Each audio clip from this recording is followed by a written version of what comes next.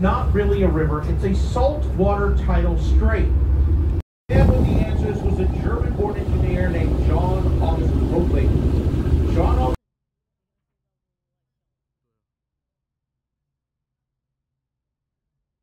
realized this would be the perfect port because the water is not likely to freeze.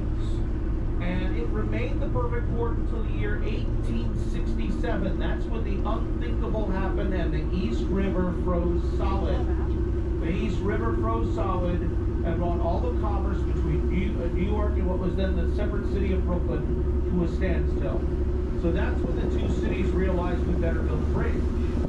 So that led to the building of the Brooklyn Bridge, but it was easier said than done. It was a real engineering challenge because it had to be tall enough for ships, with really tall masts to go underneath it, and long enough to span the East River.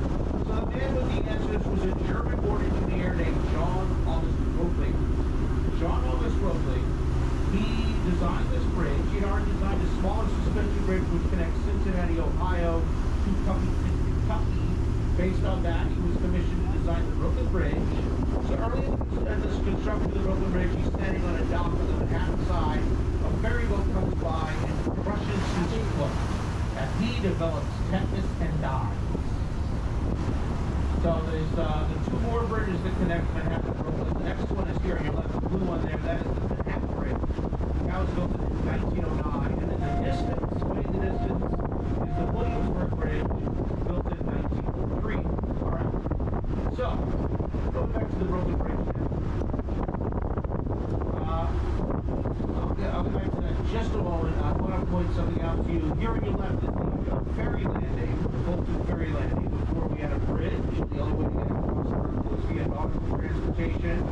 So sailboats used to go to and from Manhattan from this site. Beginning in the 1620s, 1814, Robert Fulton, the man who invented the steam ferry, started to dispatch steam ferry service on a regular base from this site. House, which in 1980, you know, was one of the first people who ever lived in that building. That's my old house. That's my old building where I grew up. Okay, so John August Roebling, he passes away, and his son Washington Roebling takes over the construction of the Brooklyn Bridge. Washington Roebling, he built the diving bell, so he could dive down to build the Manhattan Tower. Suffers from Caisson's disease for the bends, and so he's bedridden for the rest of the construction of the bridge. And so he has to monitor the progress of the bridge from his sickbed through binoculars. And so he monitors the construction of the bridge. But he needs somebody on site to take notes for him and sailor to take orders from him. He probably would really know their stuff. He becomes the first woman civil engineer in the process. After 14 years of construction, dedication in 2023. And the Brooklyn Bridge, so after having dedication, he's there at the first full day of traffic. While they're going up to cross the Brooklyn Bridge, somebody trips and falls to the ferry landing. Before we had a bridge, the only way to get across the river was via nautical transportation. So sailboats used to go to and from Manhattan to monitor the progress of the bridge from his sickbed through binoculars. And so he the bridge. So after that dedication, he's later had his first full day of traffic. While they were going up to cross the Brooklyn Bridge, somebody turned soon and a dozen people were trapped to death created from open. So the bridge is safe. P.T. Barnum of the Barnum and Bailey Circus Bank holds a parade of elephants across the bridge, led by the mighty Joe Which still there, isn't it? So here on your right, this is the financial district. Right there, see where that yellow water taxi is? The Dutch city that was drove into New York. Everything south of it, everything to the left of Wall Street, all of this here, which was once the Dutch city of Manchester. In the Great Fire of 1835, we had hardly any old buildings in Lower Manhattan. So the two ferry terminals here, the first one you'll see right here is the Governor's Island Ferry Terminal. Governor's Island is out there on your left. I'll tell you more about that in a little while. And then we have the Staten Island Ferry Terminal on your right here. You'll see the Staten Island Ferry on the way back. We have Battery Park. Battery Park is so named because during the English colonial period, there was a mounted battery here, mounted cannon battery. And when I was a kid, they set up a circus tent here in Battery Park. The first of Delay played in New York for the first time. My family went to go see it. A magic show. What I remember best wasn't so much the show. That after the show was done, there was a little old lady running all over the park going, "Hey, hey, have you seen my husband?" No, sir. No. Go out to the Statue of Liberty and or Ellis Island. So in a moment, look to your right. You're going to see these cranes here, that crane there. Look to the right of the crane, and you are going to see a brownstone building with a big antenna sticking out of it. That building is called Castle, not an antenna, sorry, a flagpole. See the middle of the flagpole, there on your right, that is the Castle Clinton. Now, it's obviously not a castle where a king lives. No, it was a military fort built in 1811. Built in anticipation of what would be the War of 1812. The War of 1812 luckily never came to New York. So, this fort, after it was demilitarized, it became the Castle Garden Theater. And that's where early in his career, P.T. Barnum, early in his illustrious career, presented an opera singer there named Jenny Lind. And she was known as the Swedish Nightingale. They used to call her. She was like the Beyonce or Taylor Swift of her day. So in 1855, the state of New York turned that Castle Clinton into an immigration center, the first of its kind in the United States. Basically, now before 1855, if you were an immigrant, you wanted to come to the United States, all you had to do was get a remote and come here. Every single day, dock on South Street, and immigrants would disembark, and there'd be these guys hanging out on the docks, and they'd go up to the immigrants and say, "Hey, how you doing? Welcome to the United States. Oh, listen, I'm going to hook you up with a job and an apartment, everything you need. You got any money in there? Nah, that's okay. I'm going to, I see you got a nice ring on your finger. I'm going to give that to my cousin. He's going to hook you up with that. Where do these poor people are?" So the state of New York turned Castle into an immigration center. There were two big problems with it. One, a lot of people working there were pulling the same scams. Two, by the late 1880s, the influx of immigrants was just too great for this immigration center to handle. So the federal government started the immigration program. And then in 1892, they over 1890 and in 1892, they moved out to Ellis Island. So here on your right is the Robert F. Wagner Park. Named after the former mayor of New York, Robert Wagner.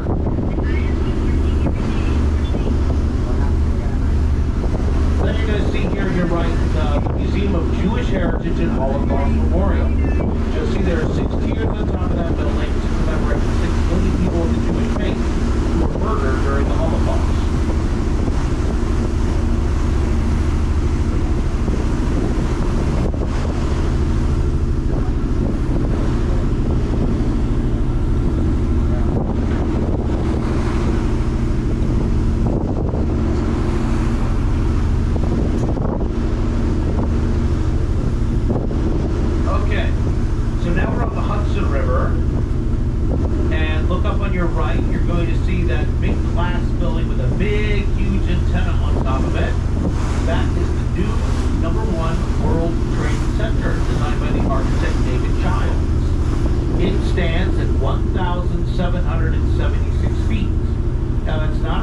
Chosen number. 1776 is the birth year of our country. And this building and they started construction of this building prior to the stock market crash. They started building this building right after they had the unveiling, and it might have been the tallest building in the world for a while. But it took so long to start building this building that by the time it was underway, they were almost done building the Burj Khalifa. So this is the tallest building in the Western Hemisphere at the moment, and at the moment at least the 7th tallest building in the world. In the middle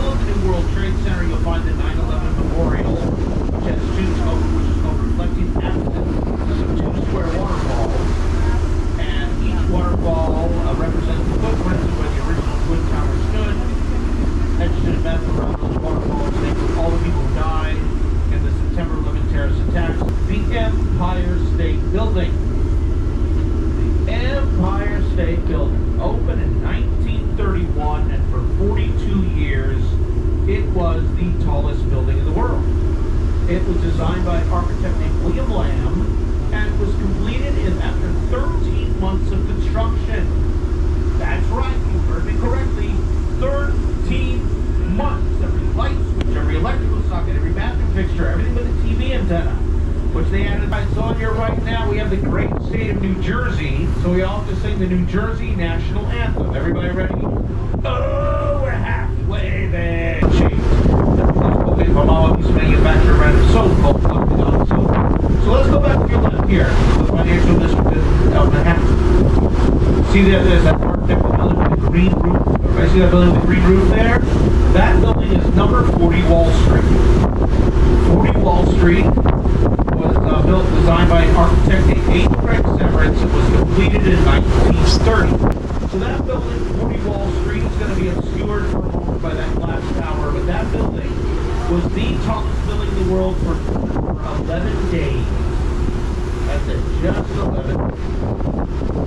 Better than 11. Everybody came through today and then struck for a lunch.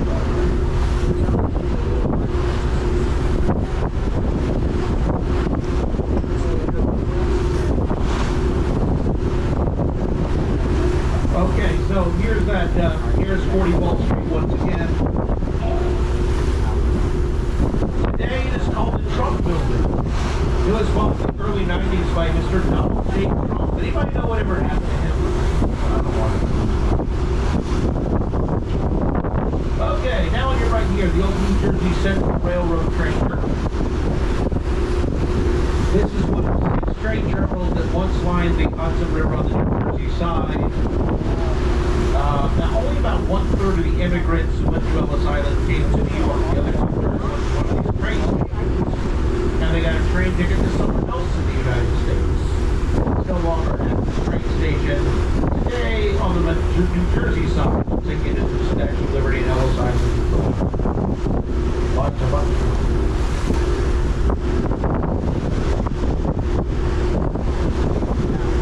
That's what the deal is with this regatta here.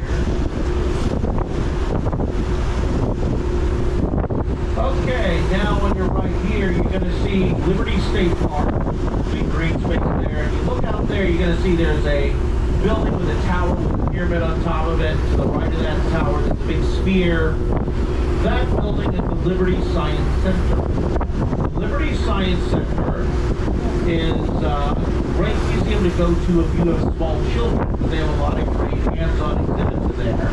And the big sphere is actually the largest planetarium in the Western Hemisphere. And they have a big space show in there, narrated by Big Bird and his friends from Sesame Street. Oh, yeah. Elmo loves to show this stuff. Yeah. Oh, beat up the Milky Way! Speedy milk for cookies! Healthy stars forever! One star! Two stars! That's it.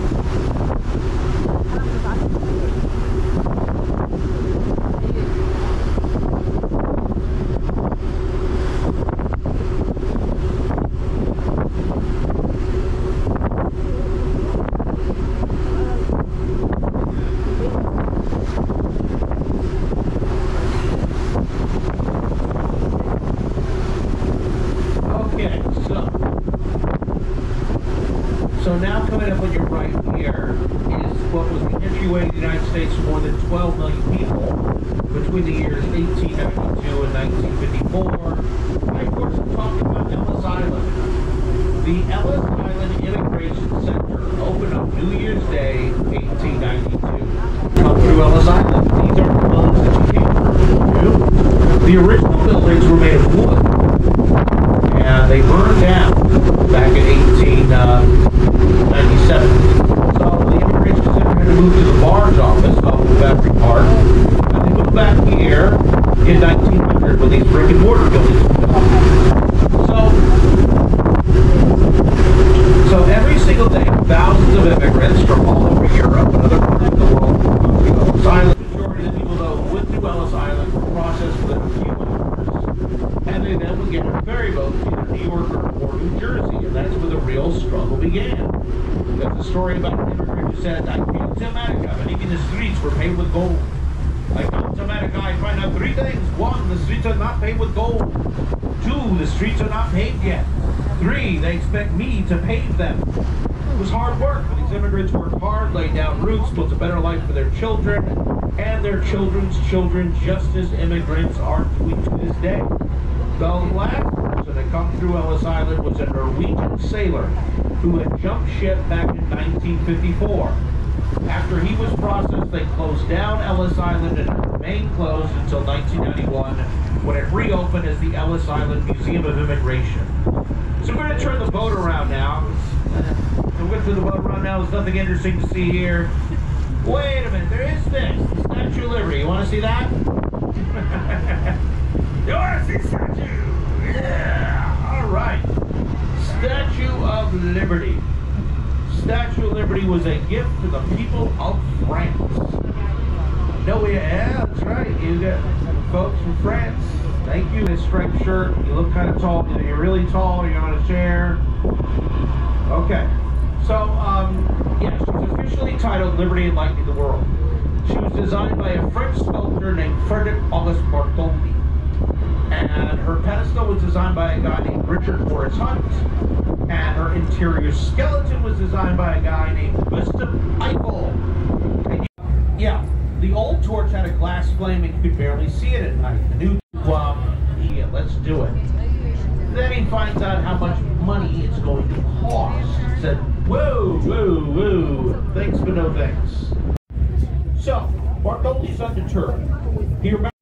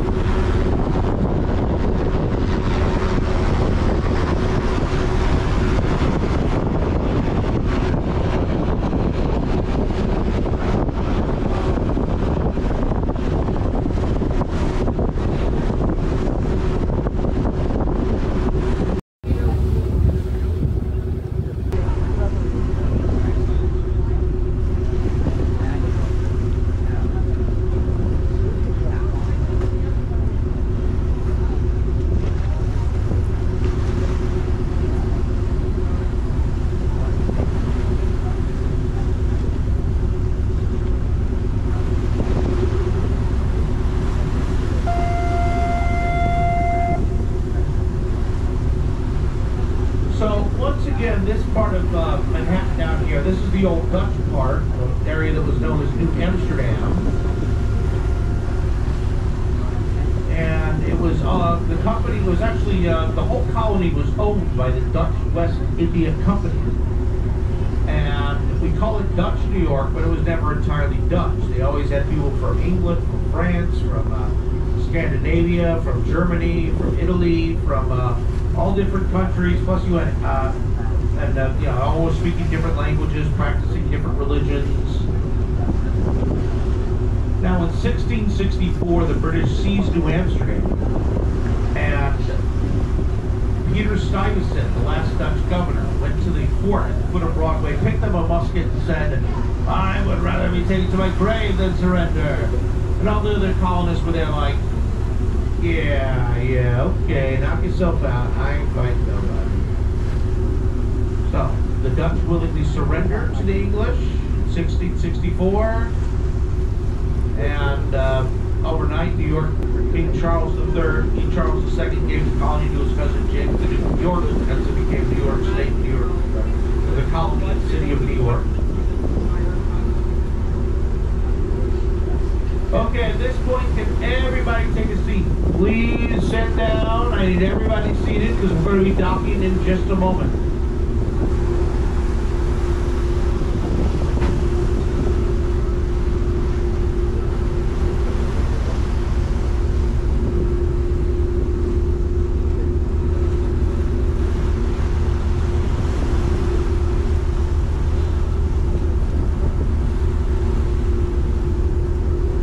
Once again, everybody have a seat, because we're about to dock. Now, in a moment, you're going to see a gap between two, you're going to see some buildings here, and there's one up there on your left. That gap that you see, you're going to see, is where Wall Street is.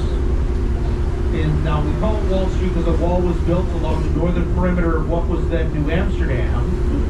And the wall was torn down in 1699, and Wall Street became a major center for business and commerce and trade.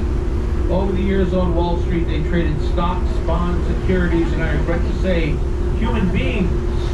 Right there on the waterfront, there was a slave market. Slavery was not completely abolished in the state of New York until the year 1826.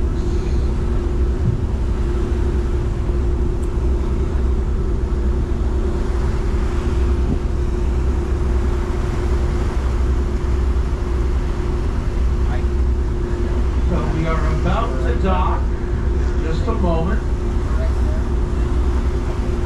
and once we do, once we get to Pier 16, we'll dock. Please, I need everyone to remain seated until until the gangway is up. Then you can come down and leave the boat. So to everybody, I'm sorry to see you guys go because it's been a lot of fun. So I want to say to everybody on board, thank you. Gracias, grazie, obrigado, merci beaucoup, dankeschön, dankjewel, spasibo bolshoi, sheshe, kamsahamnida, domarigato, namaste. Thank you all so much for riding with Circle Line. Now, if you enjoyed the tour and you want to write us a good review, my name is Nathan. I appreciate that. If you did not enjoy the tour, my name is Rodrigo. Now, if you have any questions or you need directions or anything like that, I'll be down by the gangway. I look like Peter Griffin with a mustache if you didn't see me. And so anyway, have a great time in New York. Thank you so much. And anyway, just thank you so much for your patronage. Thank you so much for your generosity. And have a great time in New York. Thank you.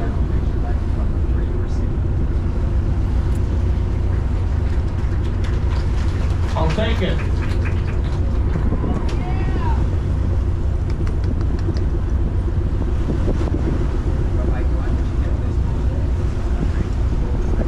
Please remain seated and please stay off of the stairs until I say it's okay.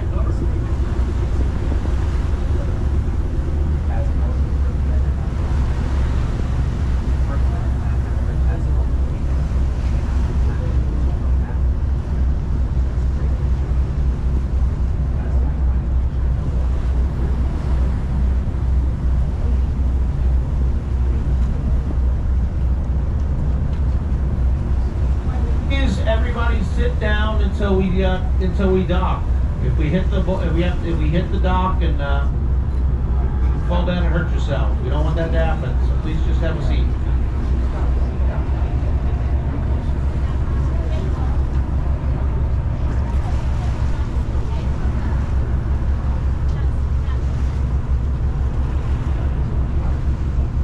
So we're going to be docking once again at Pier 16, right by the SS Wavertree.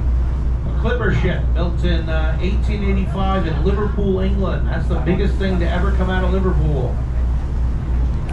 Okay, that Jerry the pacemakers.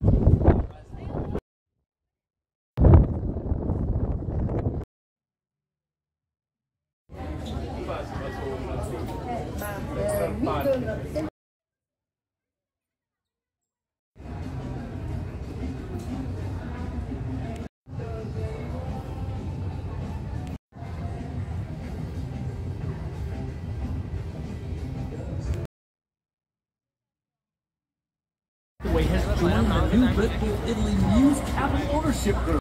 Can't say that.